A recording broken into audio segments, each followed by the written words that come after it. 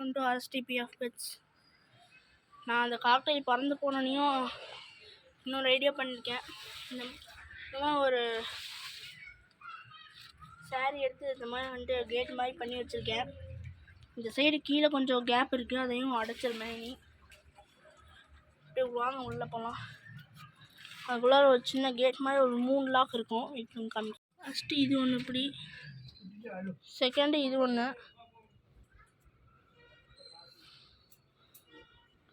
Third இப்படி இருந்து இப்படி தள்ளுனா கொஞ்சம் ஈஸியாக இருக்கும். அது மட்டும் இல்லாமல் தேர்டு ஈஸி தான். இப்படி கழட்டிட்டு உள்ளே போய்க்கலாம். அப்புறம் இந்த சைடு கொஞ்சம் அடிக்கணும். இந்த சைடு ஃப்ரீயாக தான் இருக்கும். இந்த சைடு ஃப்ரீயாக தான் இருக்கும். அப்புறம் இந்த சைடு இன்னொரு மாதிரி பண்ணலான் இருக்கேன். அப்புறம் இந்த சைடு இந்த கேஞ்சை மாற்றிட்டேன். இந்த சைடு மேலேயும் அடைச்சிருவேன், இந்த சைடும் அடைச்சிருவேன். பேர்டை இங்கேருந்து வெளியே போக முடியாத மாதிரி அடிச்சுட்ருவேன். அப்புறம் இந்த சந்தில் போகாத மாதிரி அடிச்சுட்ருவேன். இதோட ஃபுல்லாக அடிச்சுட்ருவேன். இதோட வந்துட்டு ஒரு கம்பி மாட்டி விட்ருவேன். இப்போ என்கிட்ட இருக்கிறது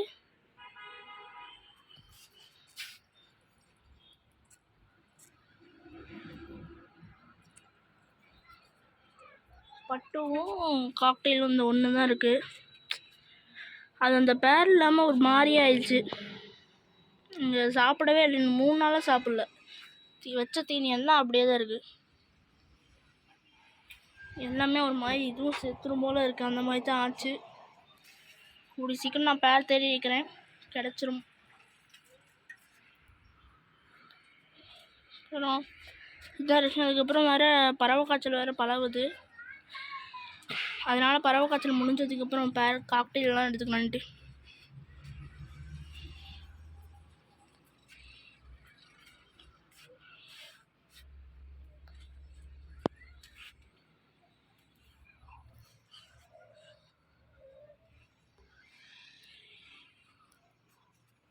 எனக்கு வந்துட்டு ஒரு நூல் இல்லை, இதுவும் போய் சேர்ந்துருக்கோம், பட்டுவும் போய் சேர்ந்துருக்கோம்.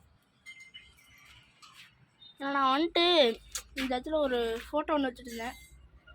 ஒரு 2 பேர் புறா, அப்புறம் 2 பேர் பச்சைக்கிளி, அந்த மாதிரி வச்சுருந்தேன். அது ஒட்டினிருந்து எனக்கு தெரியல, அந்த ஒட்டின அடுத்த நாளே வந்துட்டு இந்த காக்டெயில் வந்துட்டு பறந்துருச்சு. இந்த கேப்பையும் நான் வந்துட்டு அடைச்சி தான் வச்சுருந்தேன். எப்படி தள்ளிச்சுன்னே தெரில, தள்ளி அது போயிடுச்சு. அதுக்கப்புறம் இன்றைக்கி வந்துட்டு பட்டும் வந்துட்டு பூனைகளை கடி வாங்கிடுவோம். அதனால் ஓகே, இது எல்லாமே பண்ணிட்டு அடைச்சிடலாம் அப்படின்னு பிளானில் எல்லாமே அடைக்க ஸ்டார்ட் பண்ணிட்டு தான் இருக்கேன். எங்கேயுமே இது அப்படியே மீறி வெளியவே இந்த குருவியே வெளியே வந்தாலும் உள்ளுக்குள்ளேயே தான் சுற்றிட்டு இருக்கோம். அந்த மாதிரி ஒரு கேப் இல்லாமல் பிளாக் பண்ணிடலாமான்ட்ருக்கேன். ஸோ ஓகே, நிறையா பேர் பார்க்குறீங்க, ஆனால் சப்ஸ்கிரைப் பண்ண மாட்டேங்கிறீங்க. ப்ளீஸ் கொஞ்சம் சப்ஸ்கிரைப் பண்ணுங்கள். பாய். விஷயம் சொல்லிடுறேன், நீங்கள் அதிகமாக பேர்ட்ஸ் எடுக்காதீங்க இந்த சம்மர் சீசனுக்கு. ஏன்னா பட்டும் டை ஆகிற மாதிரி இருக்குது, இந்த காக்டெயிலும் டை ஆகிற மாதிரி இருக்குது. ஆனால் காக்டெயில் அது அந்த போர்டு பறந்து போனங்காட்டி தான் அது டை ஆகிருக்குன்னா அது டை ஆகிற மாதிரி இருக்குதுன்னு தெரியும். இந்த வெயிலில் வந்துட்டு தண்ணி பேர்ட் வளர்த்துங்க, ஆனால் தண்ணியெல்லாம் அதிகமாக வச்சுருங்க. அப்புறம் பேர்ட்ஸுக்கு கீழே இந்த மாதிரி செங்கல் வந்துட்டு வச்சு ஒரே விஷயம் இந்த மாதிரி நல்லா ஊற்றிட்டு இந்த மாதிரி இந்த ஒரு மேலே கல் வச்சுருங்க. அப்படின்னா தண்ணி நல்லா நிற்கும். இங்கே ஈரப்பதமாக மெயின்டைன் பண்ணிக்கும். இங்கே டெய்லியும் தண்ணி தொளிச்சுட்டு தான் இருப்பேன்.